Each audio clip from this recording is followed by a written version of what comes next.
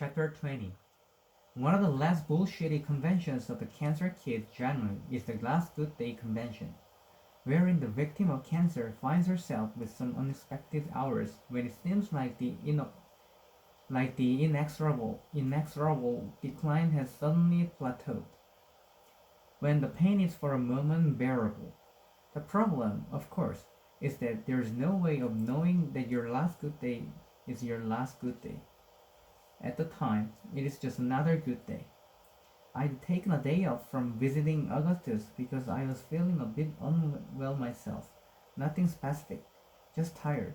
It had been a lazy day, and when Augustus called just after 5 p.m., I was already attached to the biped, which we dragged out to the living room so I could watch TV with mom and dad. "Hi, Augustus," I said. He answered in the voice I'd fallen for. "Good evening, Hazel Grace.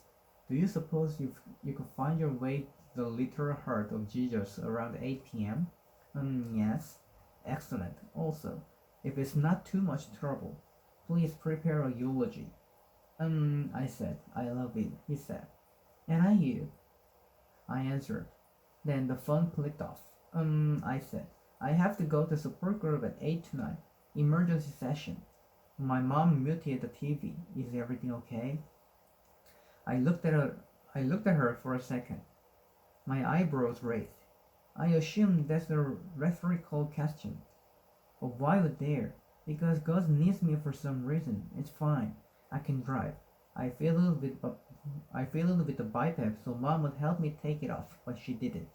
"Hazel," she said, "your dad and I feel like we hardly even see you anymore. Particularly those of us who work all week." Dad said. "He needs me," I said, finally unfastening the biped myself. "We need you too, kiddo," my dad said. He took hold of my wrist, like I was a 2-year-old about to dart out into the street, and gripped it. "Well, get a terminal disease, Dad, and then I'll stay home more."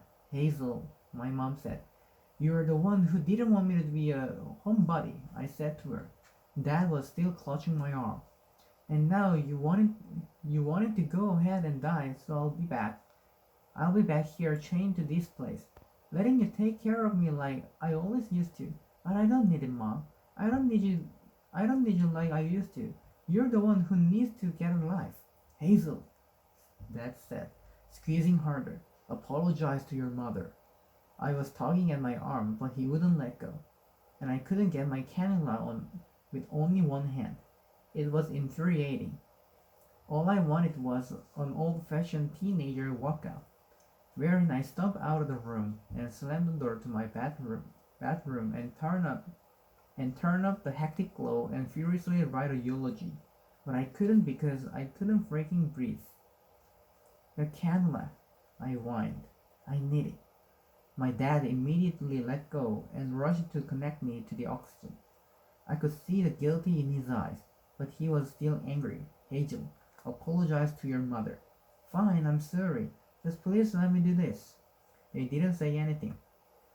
Mom just sat there with her arms folded, not even looking at me. After a while, I got up and went to my room to write about Augustus. Both Mom and Dad tried a few times to knock on the door or whatever, but I just told them I was doing something important. It took me forever to figure out what I wanted to say, and even then I wasn't very happy with it. Before I technically finished it, I noticed it was 7:30, which meant that I would be late even if I didn't change. So in the end, I wore baby blue cotton pajama pants, flip-flops, and Gus's butler shirt. I walked out of the room and tried to go right past them, but my dad said, "You can't leave the house without permission." Oh my God, Dad! He wanted me to write him a eulogy. Okay, I'll be home every freaking night, starting any day now. Okay? That finally shut them up. It took the entire drive to calm down about my parents. I pulled up around the back of the church and parked in the semicircular driveway behind Augustus's car. The back door to the church was held open by a fist-sized rock. Inside, I contemplated taking the stairs, but decided to were the ancient creaking elevator. When the elevator doors unscrolled, I was in the support group room, the chairs arranged in the same circle. But now I saw only Gus in a wheelchair, ghoulishly thin. He was facing me from the center of the circle.